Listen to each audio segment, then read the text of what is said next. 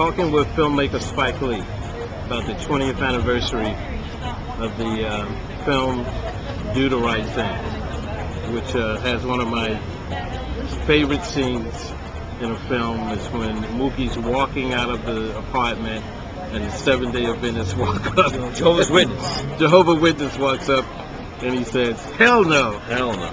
Which is something I think a lot of people probably... Well, because in Brooklyn, they ring your bell 7 a.m. on Sunday mornings. Mm-hmm. And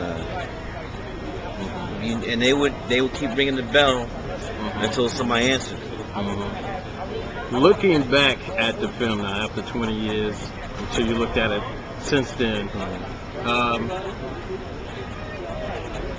are you more proud of it now than it was when you finished it in terms of looking at its longevity, and of course you're celebrating 20 years of it? Are you more proud of the work of what you guys did? No, I have the same pride with that film I had when I made it. But it's nice to know that it's also like been rediscovered again. Because a lot of people forget the charges that are being made when this film was released. That was, of course, riots all across the United States of America. Spike Lee, through the character Mookie, was inciting young black men and teenagers to go berserk. And all that stuff was unfounded.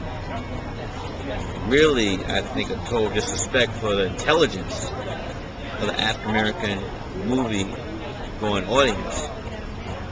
And the film, in a lot of ways, was also, I've said this before, Stanley, was also a litmus test.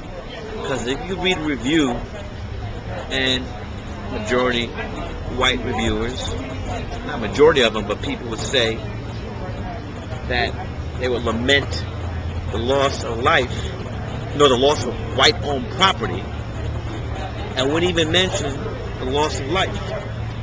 So right away, you know, they put more importance on white-owned property than black life. And the film I saw for the first time in many years, projected, and it holds up. The subject matter, stuff holds up.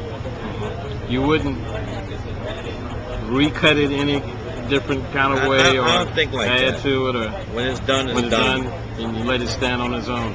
You know, if there are things that, I mean, I remember Spielberg, Close Encounters. There was like 3 endings. I was like, you can go back and do stuff on the DVD, but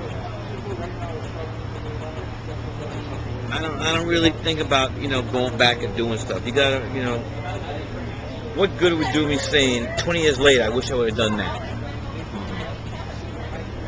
20 years later, are race relations any better? I think they are, because otherwise there would not be an African American president. But I don't agree with this whole ideal of a post-racial world. I don't know what that means. We've not, whatever it is, we've not arrived there yet. I think there's only been white folks who've been using that term. No, I haven't heard any black folks use a post-racial America. Well, there's always a couple. A couple of Republicans. But Richard Steele or somebody. There are always a couple, but I don't understand what is a post-racial climate. Mm-hmm. It's not like when Obama put his hand on the Abraham Lincoln Bible, took the oath before God to become the 44th president of the United States of America, that all of a sudden, abracadabra, presto changeo, racism evaporated. Poof. That doesn't work like that. Have you, in looking back over the 20 years, have you done what you have set out to do in terms of your work as a filmmaker? In the very beginning was to build a body of work. build a body of work.